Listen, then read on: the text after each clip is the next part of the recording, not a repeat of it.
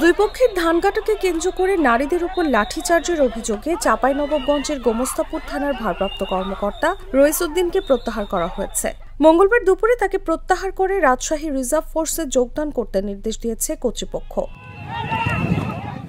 খোঁজ নিয়ে জানা যায়, গোমস্তাপুর উপজেলার রাধানগর ইউনিয়নের শিবনগর এলাকার জগদীশপুর মৌজায় 30 থেকে 40 জনের 180 বিঘা জমি রয়েছে।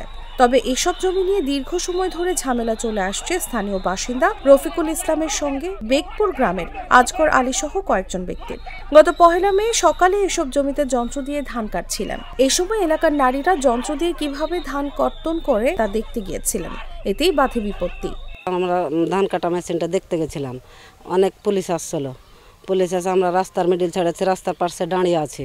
পুলিশ এসে অন্য একবার আক্রোশন লেসে আমরাকে মারতে লেগেছে। আমরা দৌড়াইতে দৌড়াইতে যে পড়ে গেছি, আমাদের কাপড় চোপড় শরীর থেকে উলুদুলু হয়ে গেছে। কত আমরা বাবাধন করছি যে আমরা তো চলে যাচ্ছি, আমরাকে মারিয়েন না। তাও ধরলেন যে মারছে, গুলি ফুটাইছে।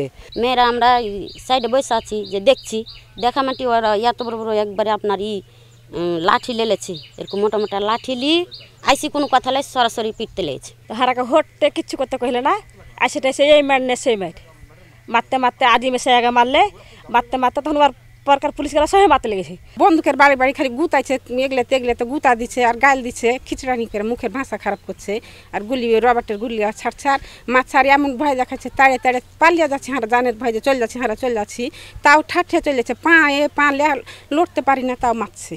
পুলিশ ধান কাটা বন্ধ করতে গিয়ে নারীদের উপর অমানবিক নির্যাতন চালায়, এমনকি চালানো হয় গুলিও।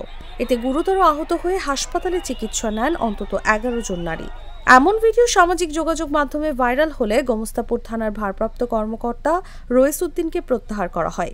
এর আগে এই ঘটনায় গত মাসে গোমস্তাপুর থানার এসআই আজিম আলীকে চাঁপাইনবাবগঞ্জ পুলিশ লাইনে প্রত্যাহার করা হয়।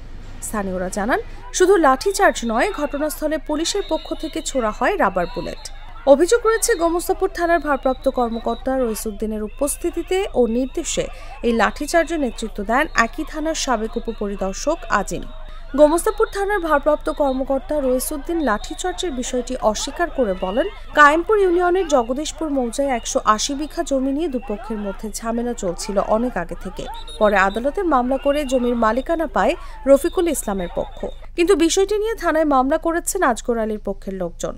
গত 1 মে এসব ধান কাটছিল রফিকুল ইসলামের কিছু লোক। বিষয়টি জানতে পেরে ধান কাটা বন্ধের জন্য ঘটনাস্থলে যায় পুলিশ, কিন্তু সরকারি কাজে বাধা দেন স্থানীয় কয়েকজন নারী। তাই তাদের শুধু ঘটনাস্থল ত্যাগ করতে বলা হয়েছে, কাউকে মারধর করা হয়নি।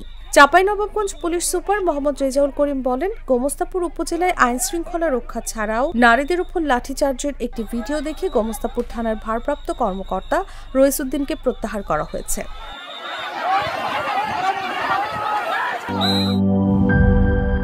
সানবিট সব দিবে সামাল। সানবিট ম্যাজিক প্রেস ডিশওয়াশিং এর মাথা ঘোরানো সলিউশন।